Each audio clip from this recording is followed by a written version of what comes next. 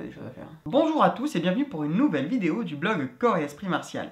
Une vidéo un peu spéciale, on avait déjà fait la même l'année dernière. Une vidéo où tous les interviewés de l'année vont nous poser une question en vengeance. Et il y en a, ils avaient beaucoup à se venger apparemment parce qu'ils n'ont pas posé une, mais deux questions. Malheureusement, vous ne retrouverez pas des questions de tous les interviewés de l'année parce que certains n'ont pas trouvé de questions à poser ou ils n'ont pas eu le temps. Et voilà, tout simplement, ils n'ont pas pu participer à ce projet.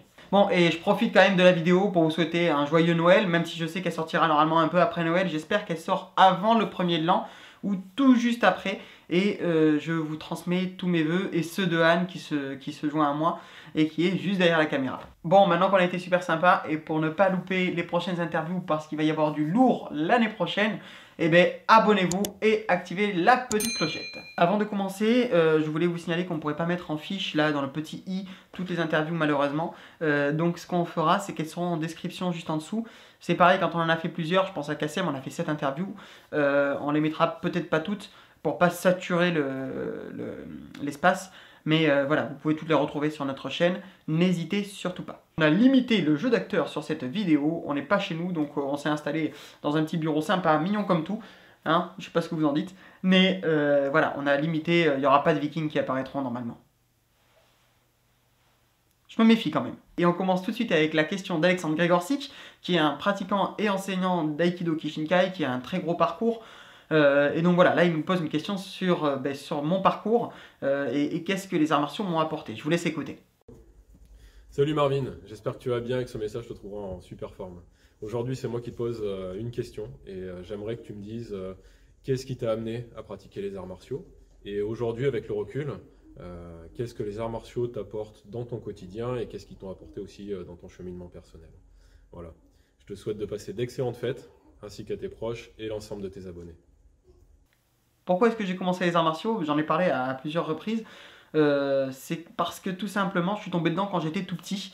Mon grand frère pratiquait ça, il me montrait les mouvements depuis tout petit. Il a 9 ans de plus que moi, donc lui il pratiquait ça, il a commencé, je crois, il avait 7 ans, donc il me montrait ça. J'ai pas pu commencer en club très jeune, tout simplement parce que j'étais asthmatique sévère. Chose que je suis toujours, mais ça m'a énormément aidé à gérer cet asthme. Je suis toujours asthmatique sévère, c'est-à-dire que je peux faire des crises graves, notamment à l'allergie, mais j'en fais quasiment plus aucune grâce à la gestion de la respiration, à la gestion du stress que m'a permis de développer les arts martiaux. Et donc ma mère avait peur que je fasse une très grosse crise sur les tatamis, donc pas le droit d'en faire. Et mon frère m'y a amené en cachette. Mais pourquoi? Donc le vrai pourquoi, tout simplement parce que d'abord j'étais fasciné, j'avais envie de faire comme Sangoku, j'avais envie de faire comme mon grand frère. Voilà, ça c'est le premier pourquoi. Et ce pourquoi s'est très vite transformé, tout simplement parce que je suis tombé dans un club qui était sympa, qui m'a jamais jugé, qui n'était pas dans le jugement. J'avais un sensei, Dédé, si tu me vois, coucou, je te fais un bisou, je sais que tu regardes beaucoup de vidéos. Ça m'a aidé à me développer, à me sentir bien. Très rapidement, et je pratiquais pas pour, au début en pratique pour une ceinture, pour un ceci, pour un cela. J'étais content de passer une ceinture, hein, je ne vais pas dire que je ne l'étais pas, mais très vite ça a été parce que quand j'y allais pas, je sentais un manque, et donc j'y allais régulièrement. J'étais un adolescent, j'avais pas le recours enfant. Très vite j'ai demandé à me mettre sur le bord, sur les cours enfants pour pouvoir m'entraîner, faire mes katas, demander des exercices, voilà. C'était vraiment un endroit où je me sentais bien. Et donc c'était tout simplement cet épanouissement personnel que je cherchais dans la pratique. Puis il y avait aussi, donc là ça rejoint la deuxième partie de la question d'Alexandre, ça m'a donné aussi confiance en moi, ça m'a permis aussi d'apprendre à m'affirmer très rapidement. J'ai senti un impact sur moi. Et du coup j'ai eu envie de progresser et de m'améliorer dans cette voie-là. Et c'est pareil, très vite, j'ai rencontré Armand Vallée, le fondateur. Je crois que j'ai dû le rencontrer 3 mois après le début de la pratique. Et même si Dédé m'inspirait beaucoup, lui il avait encore un charisme supérieur. Et voir ce petit bonhomme bouger et sa façon de faire, ça m'a de suite fasciné. Et j'ai eu envie de faire comme lui, de me dire, bon un jour, moi aussi je pourrais peut-être avoir ce charisme. Et donc au début c'est quelque chose qui m'a énormément attiré. Aujourd'hui c'est plus les mêmes raisons de pratiquer, mais c'est pas la question ici. Mais voilà, c'est vraiment quelque chose qui qui m'a inspiré. Quant à ce que ça m'a apporté, un paquet de choses. Donc je disais, hein, confiance en soi, apprendre à s'affirmer, mais ça m'a apporté également la capacité à mieux écouter, à être plus attentif, à gérer le stress. Enfin, ça m'a apporté énormément de choses. J'avais écrit un article, pourquoi les arts martiaux peuvent vous rendre plus heureux ou m'ont rendu plus heureux, je sais plus comment j'avais tourné le titre, mais vous le retrouvez en lien en description, hein. Et je parle justement de ce que ça m'a apporté, et notamment en tant qu'enseignant, parce que, ben, comme je le disais dans l'interview de Kassem la dernière, dans sa question, je veux enseigner depuis que je suis tout petit, mais les arts martiaux m'ont permis de mieux trouver mon positionnement. Et puis plus jeune, j'étais relativement introverti, ça m'a appris à m'ouvrir, à échanger avec les autres, et du coup, c'est aussi un des points forts, ça m'a appris à mieux communiquer, à mieux échanger. Et voilà, donc les arts martiaux m'ont énormément apporté et m'apportent toujours aujourd'hui. J'en parlerai notamment, il y a 2 autres questions qui sont en rapport avec ça. Donc voilà. Donc Alex, j'espère que je réponds à ta question correctement. C'est pas une question facile, cette question surtout du pourquoi, parce que c'est quelque chose qui change et il faut réussir à se rappeler le pourquoi de base. Mais c'est quelque chose qui est agréable et aussi important, je pense, des fois de se rappeler pourquoi on pratique, pourquoi on a commencé et pourquoi ça a évolué. Donc voilà, merci pour cette question, merci pour les bons souvenirs que tu me fais me rappeler. On passe maintenant à la question de Xavier Duval. Alors pas là, mais les questions. Et alors Xavier, il a été très attentionné parce qu'il a posé 2 questions, mais il a fait 2 vidéos différentes en se disant, bon, s'il veut pas répondre à la première parce qu'elle le gêne, parce qu'il veut garder le suspense, vous allez voir, eh bien je lui en pose une deuxième. Donc on va mettre la première et on va de suite casser le suspense. Salut Marvin, j'espère que tu vas bien. J'ai une question pour toi. On a vu un peu moins d'activité sur corps et esprit martial ces derniers mois. Alors j'ai une question. Qu'est-ce que tu nous prépares de beau pour 2022? À bientôt. Donc c'est vrai qu'il y a eu moins d'activités sur corps esprit martial. Bon, on a fait toujours des interviews, on essaye d'en faire régulièrement, même si on a ralenti. Et sur le blog tourne vraiment au ralenti, hein. Si vous suivez le blog, vous le savez. Effectivement, c'est parce qu'on prépare pas mal de choses. Pourquoi on tourne au ralenti? Tout d'abord, moi, je suis enseignant et donc j'ai eu pas mal de choses à préparer, des projets, etc. On a eu aussi pas mal de petits soucis personnels dans la famille, voilà, des choses à gérer, chacun de notre côté. Donc ça ralentit. Bon, il y a aussi le fait que physiquement je suis pas au top en ce moment, lié avec tous les problèmes, entre les problèmes personnels et puis le stress que j'ai eu en ce moment. Il y a eu une prise de poids, mais il n'y a pas que ça. Il y a voilà, des problèmes physiques que j'ai eu liés à certains soucis. Je rentrerai pas dans les détails trop ici, mais donc je voulais résoudre ça. Je voulais pas montrer des vidéos en prépa physique si je pouvais pas montrer correctement le geste ou des choses comme ça, et je me sentais pas apte à le faire à ce moment-là. Par contre, on a vraiment profité de cette période pour se former. Voilà, moi je me suis beaucoup formé en prépa mentale, j'ai énormément lu, je me suis rapproché d'experts. Donc voilà, il y a ça qui rentre en compte. Anne s'est également lancée dans le coaching, notamment sur son blog Le TDAH au quotidien. Pour ceux qui le suivent, hein, il y en a certains, je sais, qui suivent les 2 blogs. Donc elle suit essentiellement des adultes TDAH en coaching, mais pas uniquement, elle a aussi des coachés qui ne le sont pas. Donc forcément ça prend du temps, donc ça ralentit, même si elle est que sur la partie technique. En fait c'est une très grosse partie, donc voilà. Et puis on prépare vraiment du lourd, parce que là sur corps esprit martial, on espère fin de premier trimestre, on va avoir une grosse 50aine d'articles qui vont arriver, un premier jet. Ensuite dans le 2e trimestre, il y a eu un souci sur l'export des interviews en Spotify et compagnie. Donc on espère que d'ici juin ce problème sera résolu. On a aussi donc des vidéos notamment en préparation mentale, vu que c'est là où je me suis le plus formé, et prochainement en préparation physique qui vont arriver. Donc voilà, ça va arriver régulièrement, on va reprendre un rythme régulier. On a demandé à ceux qui nous suivent par mail ceux qui voulaient voir. Donc on a des thèmes à aborder. Donc voilà, ça fait quand même pas mal de choses. Il y a aussi le fait que on écrit pour Dragon Magazine, on s'occupe en partie des interviews pour Yashima, on fait des interviews pour Yashima et on aide un peu à les organiser, à les relire, donc ça prend aussi du temps. Donc voilà, et mais c'est des projets qui nous plaisent, qui nous permettent de nous épanouir. On va avoir tout ça qui va arriver, donc on va avoir des articles, des vidéos qui vont arriver, Et surtout, on a pris aussi le temps de réfléchir à notre communication pour améliorer un peu l'image du blog. On nous a dit, voilà, il y a des points sensibles, donc on va essayer d'améliorer tout ça pour que vous vous y retrouviez mieux. Donc on est en train de restructurer le blog. Donc voilà, c'est quelque chose de lourd aussi. Et puis on a aussi approché des grands noms pour faire des interviews. On a des interviews qui sont en train de se préparer. Tiens, je vais vous balancer une petite liste de noms comme ça qui arrivent. Ça ne veut pas dire qu'ils y sont tous. Je risque d'en oublier et je suis désolé si j'en oublie. Mais voilà, des petits noms qui arrivent. On a Olivier Vaillant qui va nous parler du shiatsu. On a Didier Drey qui nous parle du sport du karaté. Qu'est-ce que le karaté lui a apporté en tant que personne en situation de handicap. Et comment on pourrait aider ces personnes-là. On a d'autres interviews avec Benjamin Colucci qui arrivent. On a Emmanuel Agletiner. On doit aller tourner. C'est difficile de trouver le bon créneau, mais là, normalement, courant janvier, on va tourner avec Jean-Pierre Vigneault les vidéos qui nous manquent, les parties qui nous manquent, et donc on aura ces 5 interviews. Et après, on a également donc, Laurent Mességuier. Alors, Laurent Mességuier, à mon avis, il n'y a pas grand monde qui le connaît. Et pourtant, c'est celui qui a accompagné, par exemple, Émilie Andéol et bien d'autres sportifs de haut niveau aux Jeux Olympiques en préparation mentale, qui nous a fait un petit message en disant qu'il acceptait une interview avec nous. Donc, à voir quand est-ce que ça va pouvoir se faire. Frank Ropers, que vous connaissez très certainement, qui accepte aussi de faire des interviews avec nous.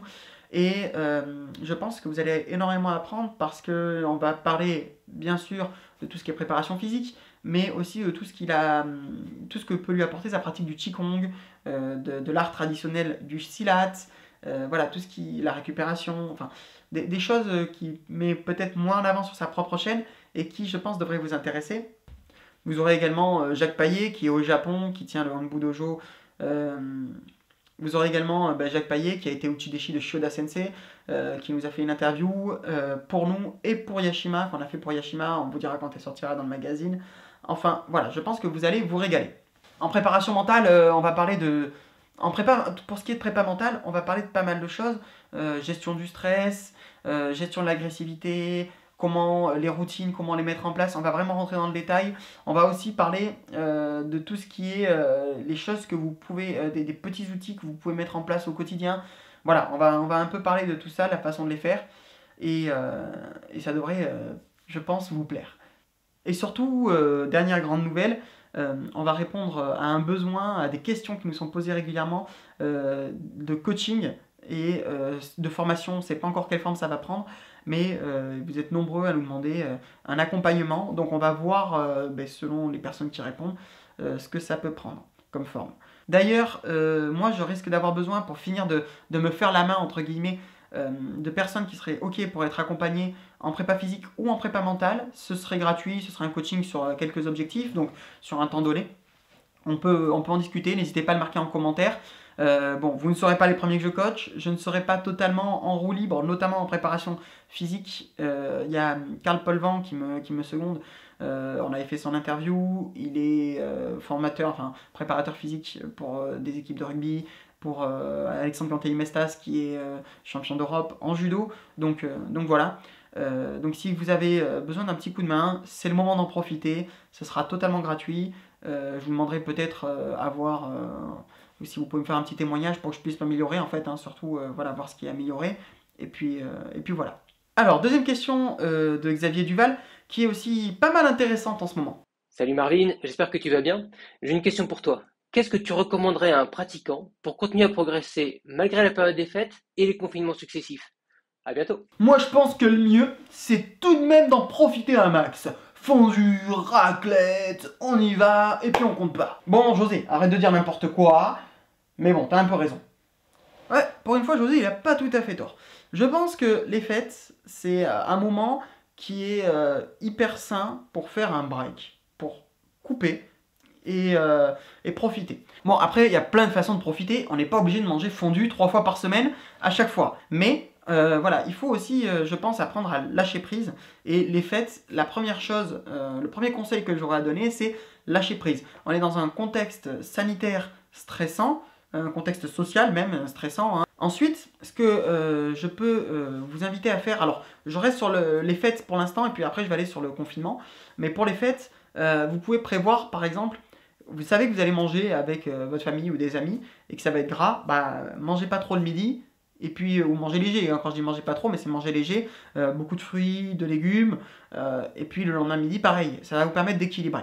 Hormis le repas, où il y a plusieurs autres choses sur lesquelles vous pouvez être vigilant, l'alcool, faites attention, souvent, ce que je vois, moi, dans les repas de fête, c'est que les gens boivent de l'alcool pour s'hydrater, alors que, bon, c'est pas top du tout, ça a plutôt l'effet inverse, et surtout, du coup, ils n'en profitent pas vraiment.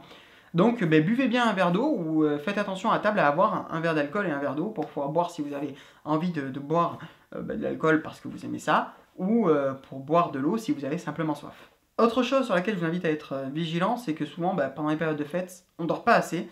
Et ça c'est assez mauvais, hein, surtout quand on mange beaucoup, faut digérer, donc le corps a besoin de repos quand on mange très gras. Pensez à dormir, vous reposer ou faire des activités qui vous permettent de vous reposer.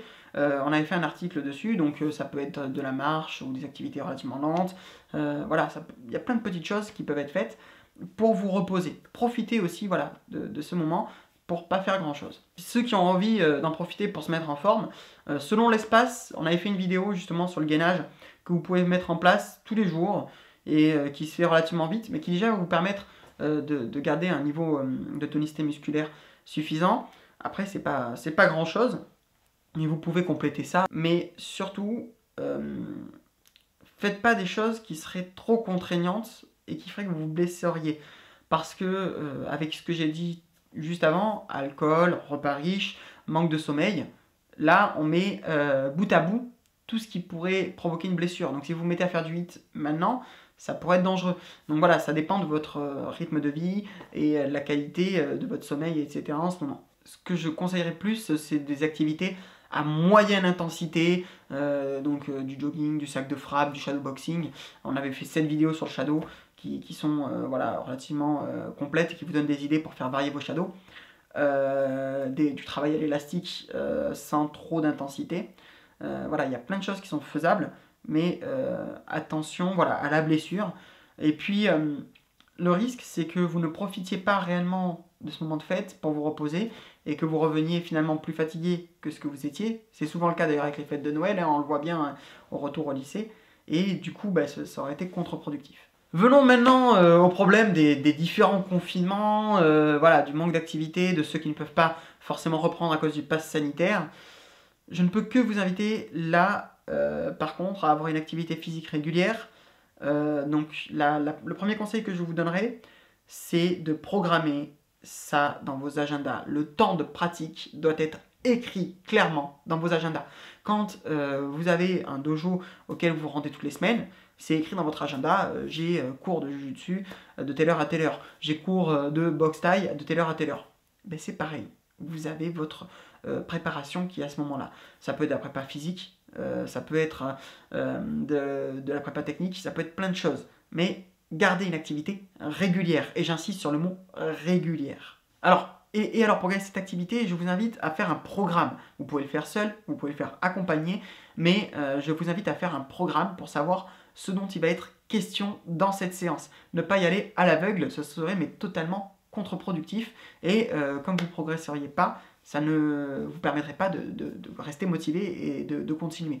Donc voilà, vous dire par exemple le mardi jeudi c'est plutôt technique et le lundi vendredi c'est plutôt prépa physique avec un peu de technique à la fin. Et quand on fait de la technique on fait un peu de prépa physique toujours parce qu'on bouge. Mais voilà, axé là-dessus et puis après entrer plus en détail, on va pas le faire maintenant ensemble mais ça peut très bien être je fais de la force pendant 3 semaines, après je fais... Il y a plein de choses, mais je vous invite à programmer. Ce que je vous déconseille de faire, c'est faire des exercices que vous ne savez pas faire, sur lesquels vous n'avez jamais été corrigé, parce que c'est le meilleur moyen de vous blesser. Donc ne faites jamais ça, ne faites pas ça, ce serait dommage de vous blesser. Faites des choses que vous savez faire, vous savez faire des pompes, faites des pompes. Il n'y a pas besoin de faire des exercices très compliqués, vous n'avez pas besoin de faire des handstand push-ups. Vous pouvez faire des pompes avec les pieds un peu surélevés si vous avez vraiment besoin, mais si vous avez besoin de rendre l'exercice plus difficile, mettez juste des élastiques autour des bras. Si vous savez les faire, il n'y a aucun problème. Voilà, il n'y a pas besoin de chercher de très compliqué. Il vaut mieux que vous révisiez vos bases et vous irez plus loin après. Vous savez courir, allez courir. Et encore une fois, attention à ne pas vous blesser. La course, c'est un sport qui peut développer énormément de blessures quand on court mal. J'en suis l'exemple. Une de mes blessures dernièrement, c'était à cause de la course à pied.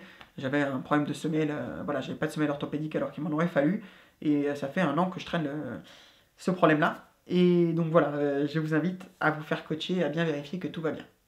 Et écoutons maintenant la question de Benjamin Colucci, du Pac-May et de la danse du lion.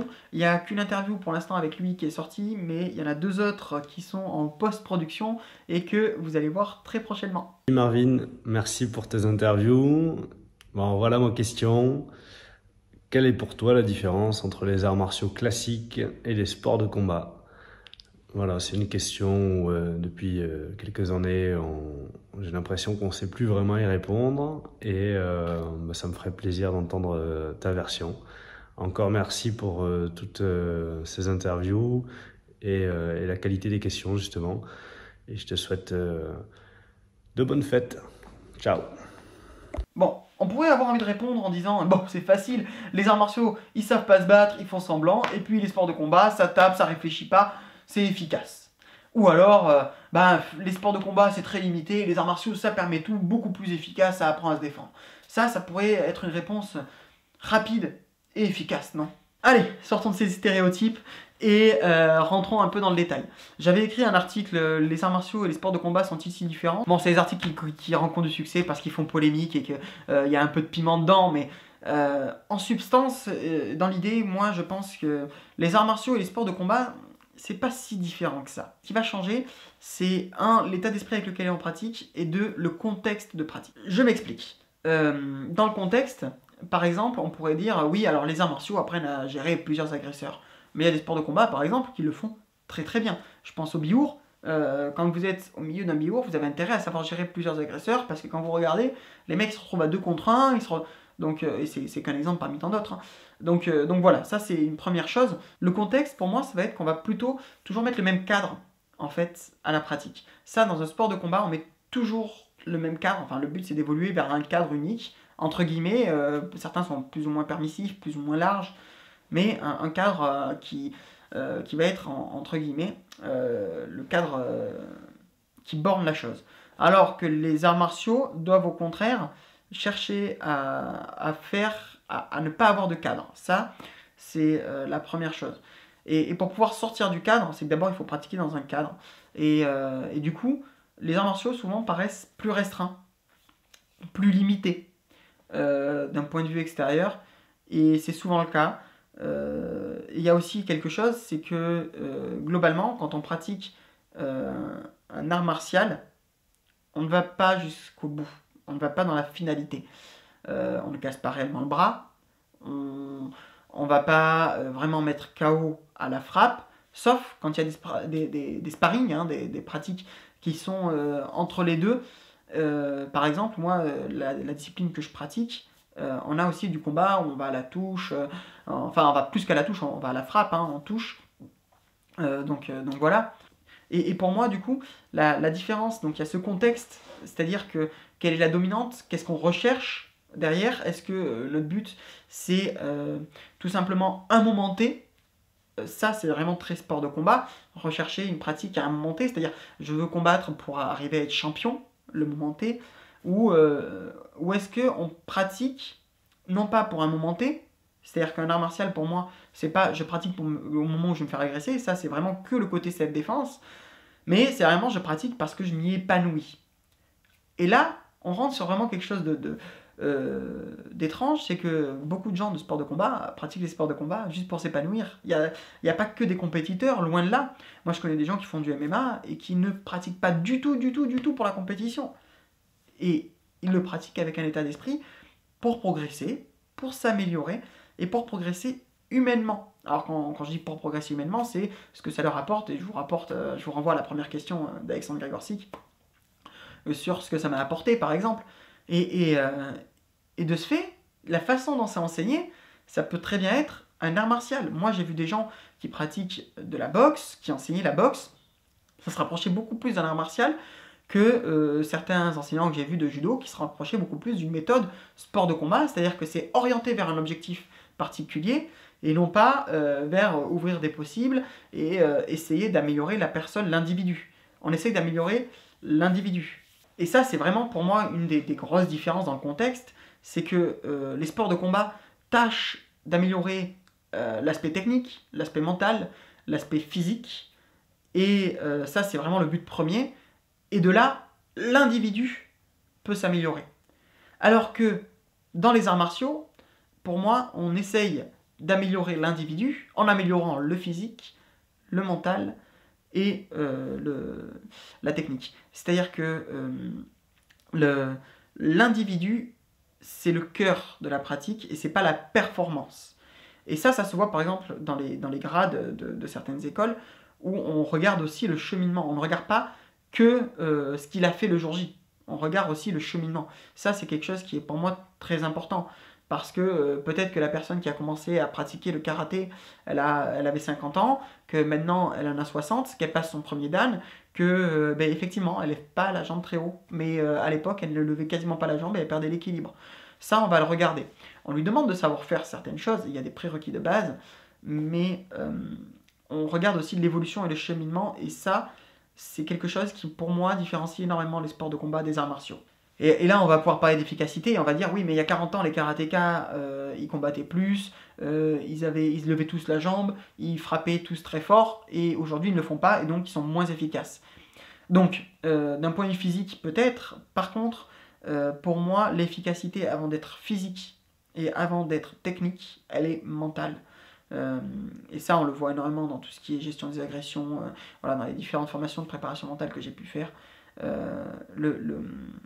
La prise de décision, le fait d'agir ou pas, tout ça, c'est pris en compte par le mental et ça va faire énormément de différence.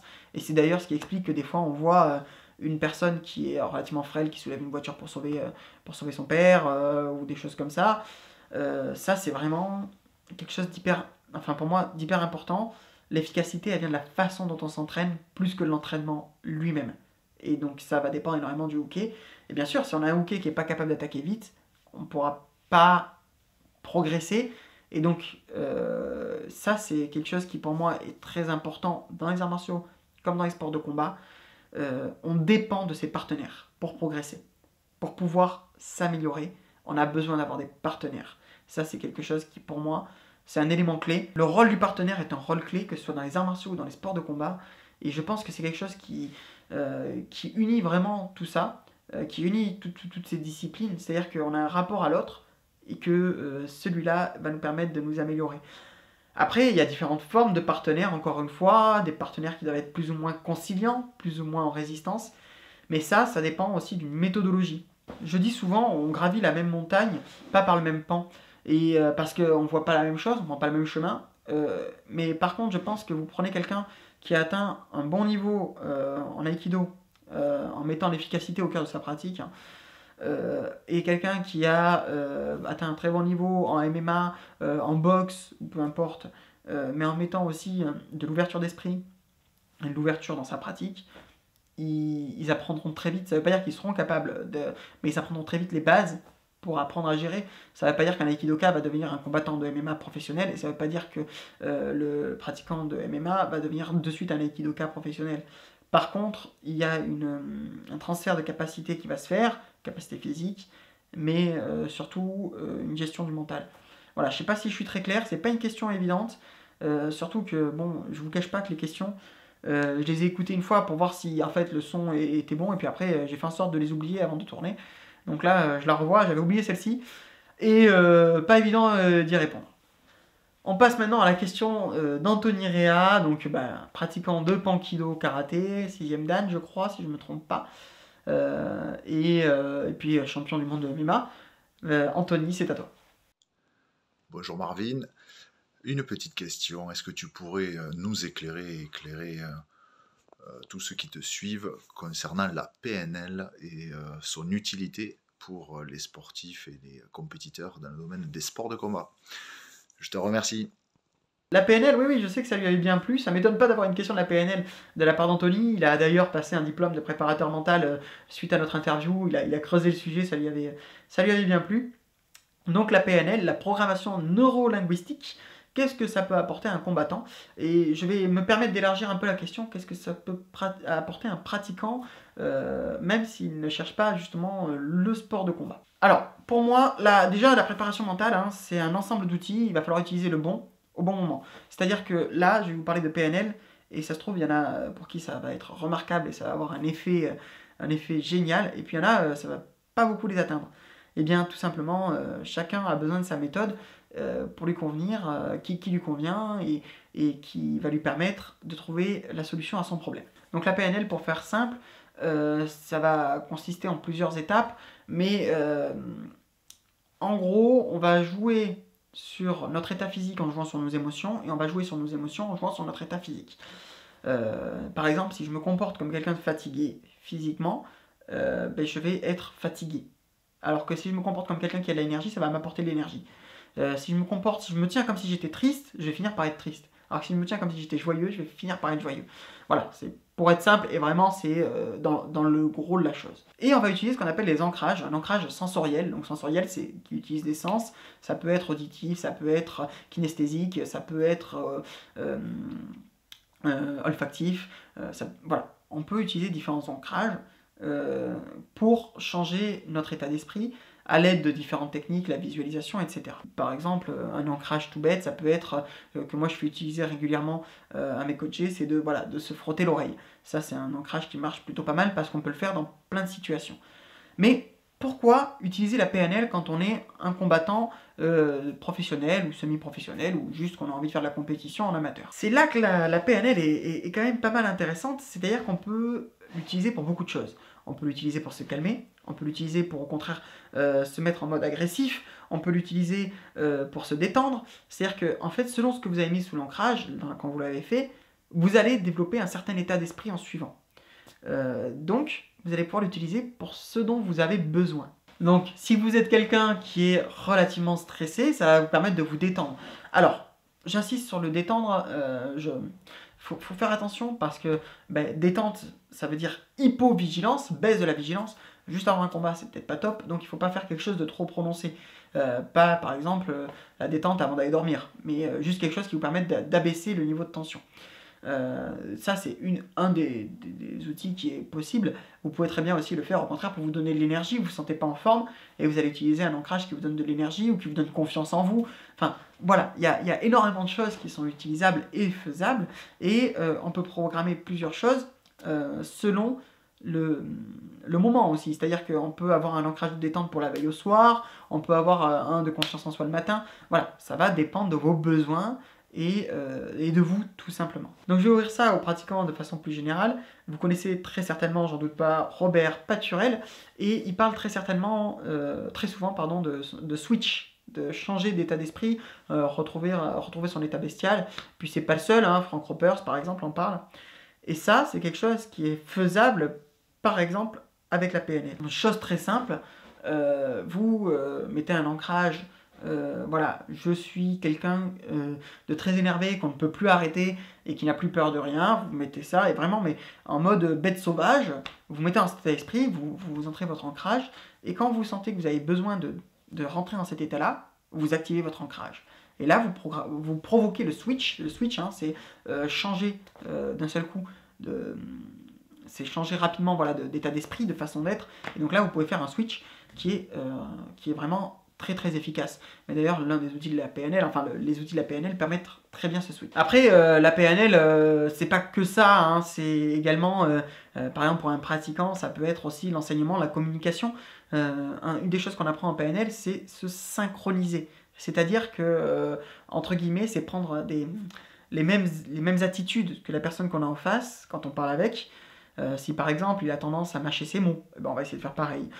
S'il se tient d'une certaine façon, on va essayer de se tenir de la même façon, pour que cette personne se sente plus en confiance et que du coup elle puisse plus parler avec nous, qu'elle se sente plus à l'aise tout simplement, et que nous après on puisse appliquer certaines techniques pédagogiques ou de PNL.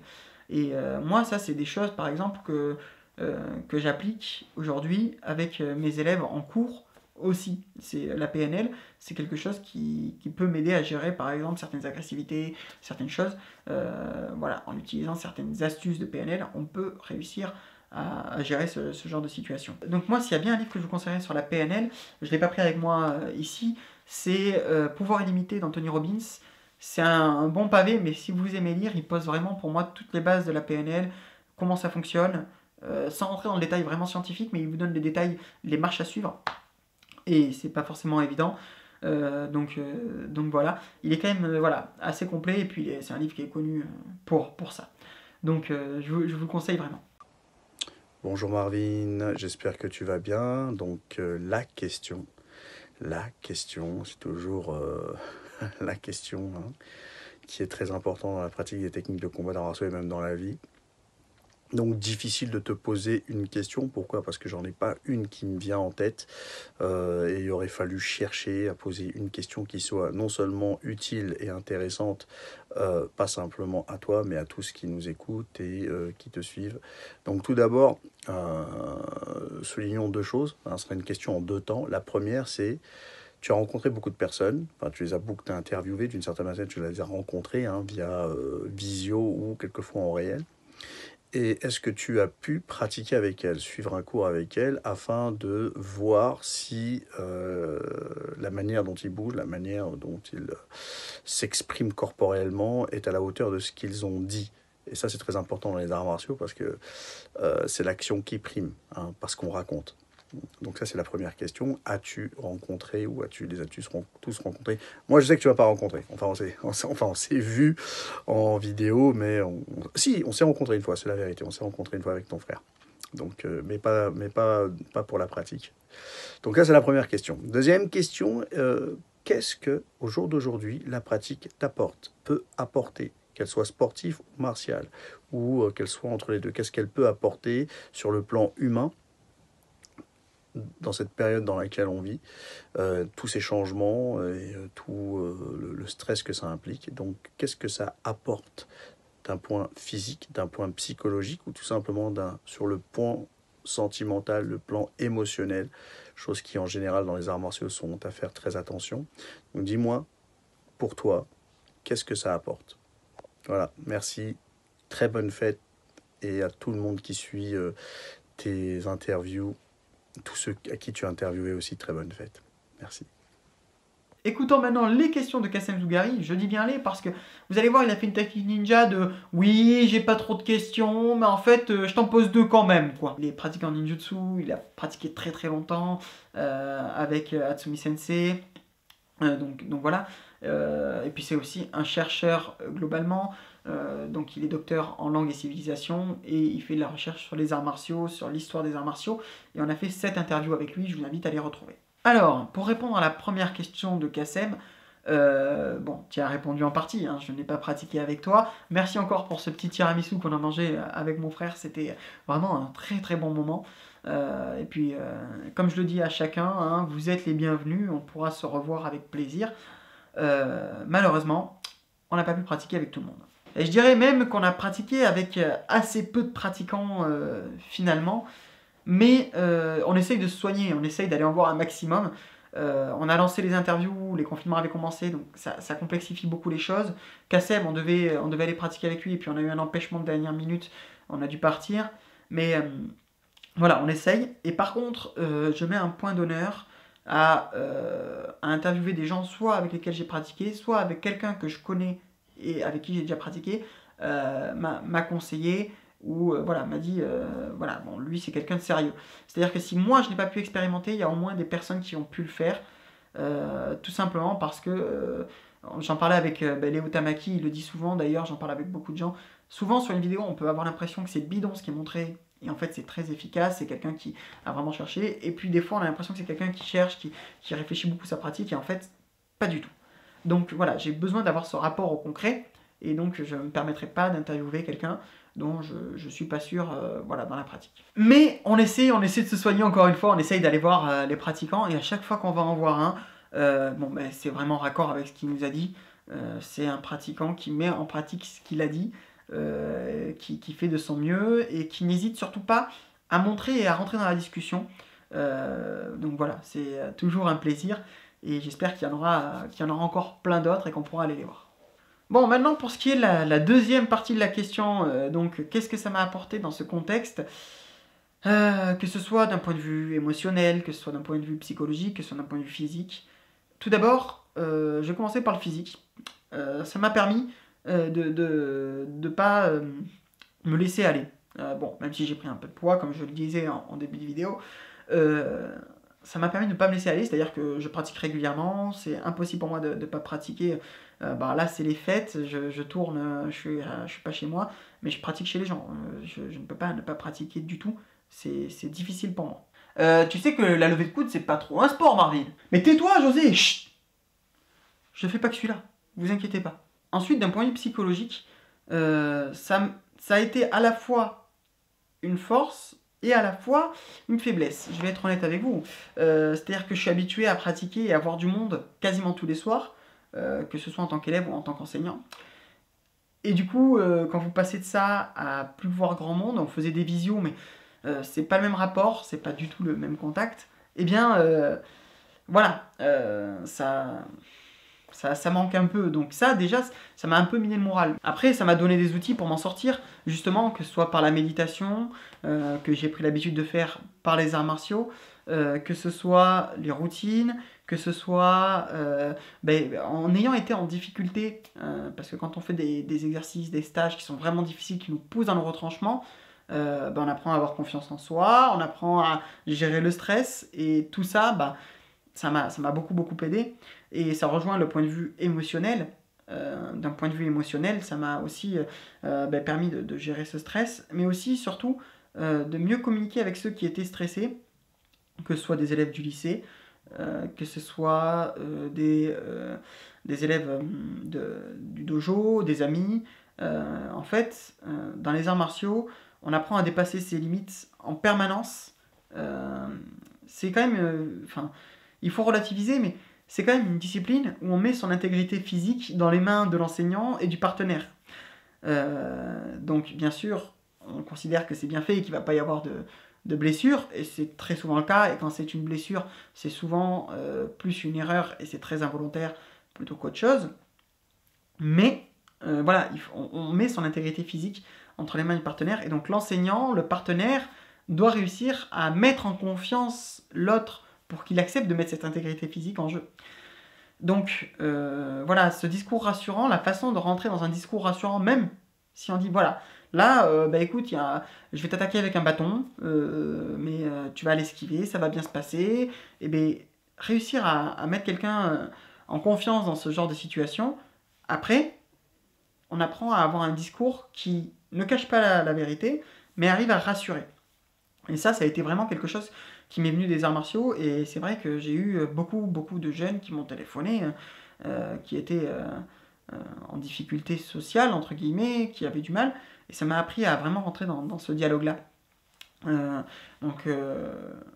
rentrer dans l'échange et à réussir à les rassurer, sans leur mentir. Et ça, je pense que ça vient vraiment de la pratique martiale. Après, comme je disais pour la question de Alexandre Gavorsic au début de l'interview, ça m'a apporté énormément de choses, et je pense que, quand ça fait longtemps qu'on pratique, il est difficile de savoir ce que ça nous a apporté parce que on est dedans, et c'est difficile de dire ça aurait été quoi si tu l'avais pas été. C'est un peu comme dire à quelqu'un qui aurait qu'une jambe, qui serait né avec une seule jambe, qu'est-ce que ça a changé dans ta vie d'avoir qu'une jambe? Je sais pas, parce que je sais pas ce que ça donne sans les deux jambes. Au bout d'un moment, ça devient notre façon d'être. Donc c'est assez difficile d'identifier vraiment tous les éléments que ça a pu nous apporter, qu'ils soient bénéfiques ou au contraire qu'ils soient plutôt négatifs. C'est pas tout le temps évident. Je pense que ça m'a apporté aussi une certaine rigueur, c'est-à-dire que quand on a l'habitude de se lever le matin pour s'entraîner un peu plus tôt avant le petit-déj, on a l'habitude de s'entraîner régulièrement en allant à l'extérieur, etc., ça m'a permis d'avoir une certaine rigueur et donc de la régularité dont je parlais pour l'interview, pour la question de Xavier Duval. Justement, quand je parle de régularité, moi la pratique martiale m'a permis d'être régulier. Ça m'a permis de m'améliorer et de continuer à m'améliorer en étant régulier. Et donc cette régularité, elle était importante pour moi physiquement, mais elle est aussi psychologiquement, parce que on l'a bien vu pendant les confinements, les gens qui restent en pyjama toute la journée, etc., c'est pas bon.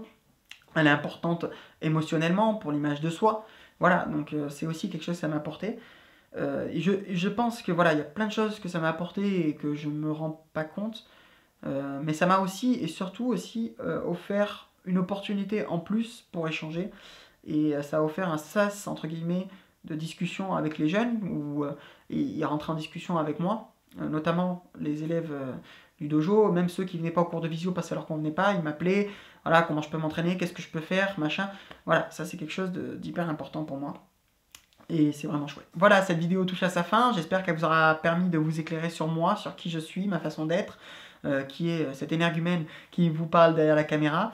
Que cela vous aura motivé à continuer à nous suivre parce qu'on va faire, comme je vous disais, des contenus en prépa mentale, en prépa physique, et puis les interviews qui arrivent, bien entendu.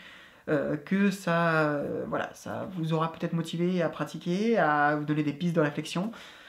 J'espère que ça vous sera utile tout simplement. N'hésitez pas à nous dire en commentaire, à partager cette vidéo.